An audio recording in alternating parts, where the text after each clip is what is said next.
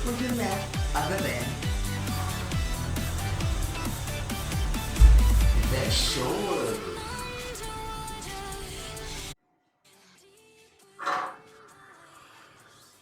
Hi there, Cikgu Hadi, your math shower. Alright, so for today, we'll be trying to show that the number of primes is infinite. Alright, okay, so that means if you keep going and going, there is bound to be another prime somewhere. Okay, so just a recap, a prime number is a number that cannot be divided by any other number other than 1 for itself. Okay, so for instance, let's say 7. 7 is a prime because you cannot divide it by any other number, okay, other than 7 and 1. That's it. Right? Okay, so again, for math, we don't usually prove directly. Sometimes we try to prove by contradiction. Okay, so to do that, we need the contrapositive or the opposite, okay, of what we're trying to prove. Okay, right here, we are trying to prove that it is infinite. Okay, so the opposite of infinite would be finite. Okay, so let's assume. Okay, we assume the contrapositive. Okay, assume that the number of primes is actually finite. Okay, so if I assume this, okay, that means there is a set of prime numbers. Okay, let's say P1, P2, okay, all the way until Pn. Okay, because it's finite, right? Okay, and Pn being the largest prime that I can ever find. Okay, alright. So over here, what we're going to do is we're going to create another number, P. Okay, using this technique where I take P1 times with P2 times with P3 and so on and so forth until I multiply it with Pn. Okay, that means every single prime over here, I multiply them out together. Okay, and then I add 1.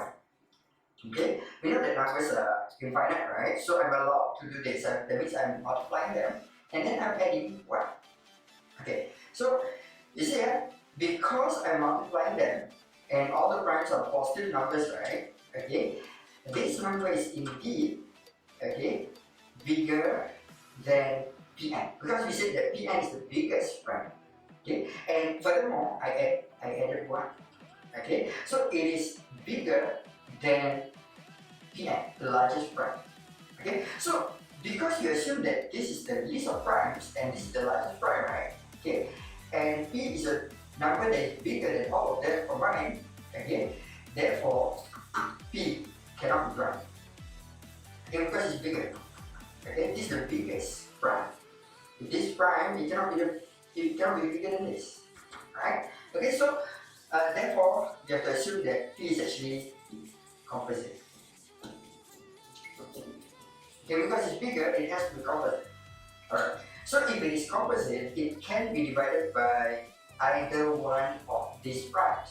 Okay, because the property of a composite number, okay, is that it is a number that is divisible by a prime number. Okay, itself and all that like that. For instance, let's take 8. Okay, 8 can be divided by 2, which is a prime. Okay, when we take 15, 15 can be divided by 3, which is a prime. Okay, so composite numbers can actually be made into a what we call a prime factorization. Okay, but that's for another topic. Okay, so we know that if P is composite, it can be divided by either one of these. Okay, let's try. If I were to take P and I divide it by Q1, okay, we can divide it term by term. Okay, so I will get P2, P3, so on and so forth, and then Pn. Okay, and then plus 1.